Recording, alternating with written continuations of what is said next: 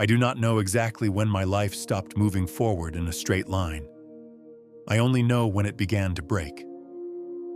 I was walking alone through the woods, taking the same familiar path I had taken 100 times before. It was quiet, no wind, no birds, no distant sounds of traffic, and then something moved. Not in front of me, not behind me. It moved where meaning should have been. Where it passed, the forest did not bend or part. It simply stopped existing. No trees, no grass, no air. I could not see it clearly because there was nothing to see. An absence, a gap in reality. It struck me without motion. I felt claws sink into something deep inside me. Not flesh, not bone, something else. I ran. When I reached home, my body looked unharmed. No blood, no pain. But I knew I was smaller, less complete. Like a sentence missing words. At first, the effects were subtle. I felt tired more often. Sometimes it was hard to focus. Coffee helped. Caffeine made me feel whole again. So I told myself it was nothing. That was my first mistake. Life continued. I met a woman named Mar. I fell in love with her faster than I thought possible. Strong emotions seemed to push the thing back, as if joy made me harder to eat. But it was still there. Small changes began to happen. A co-worker's name was suddenly different. A familiar street was rearranged. Conversations referenced memories I did not have. I ignored them. Until one morning, Mar let herself into my apartment. She had a key. She spoke as if we had been together for months. When she opened a door, I saw boxes. Her boxes. She said we were living together. I smiled, nodded, said nothing. When she left the room, I checked the date. 3 months were gone. The thing had eaten them. I became careful after that. No alcohol, constant coffee, checking the date every morning. For years, it worked. Minor distortions, nothing more. Then one night, while watching television, I lost focus.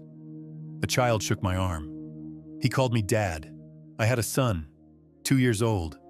I had missed everything. That night, holding him, I understood the truth.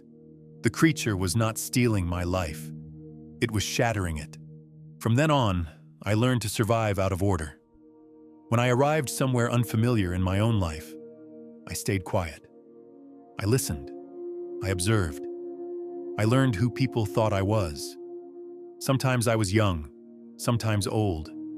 Sometimes my son was grown. Sometimes he was not born yet.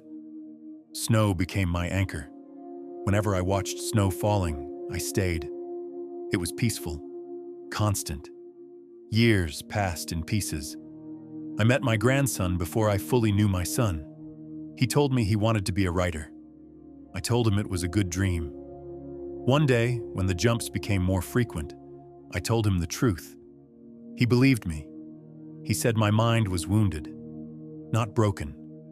Together, across many versions of my life, we left messages for each other. Boxes of notes, hidden, out of order. When I was old and weak, he finally understood the pattern. He showed me the creature in a mirror, a parasite clinging to my head, feeding on thought, on memory, on meaning. It was not a demon, it was hunger. He warned me that removing it would hurt. I asked only one thing. Was Mar alive? She was not. So I told him to do it. Pain flooded me. Every memory returned at once.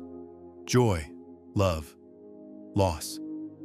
I felt my life in order for the first time. Then the world snapped back into place. I was young again. The woods were whole. The thing was gone. Days later, my phone rang. It was Mar, calling for the first time, for no real reason. I answered. I knew how our story would end. I knew the pain waiting years ahead. But I also knew something else. Pain was the price of being present, and I would pay it. Because a shattered life can still be lived. but an empty one cannot. I smiled and said hello. Even though I already knew who she was,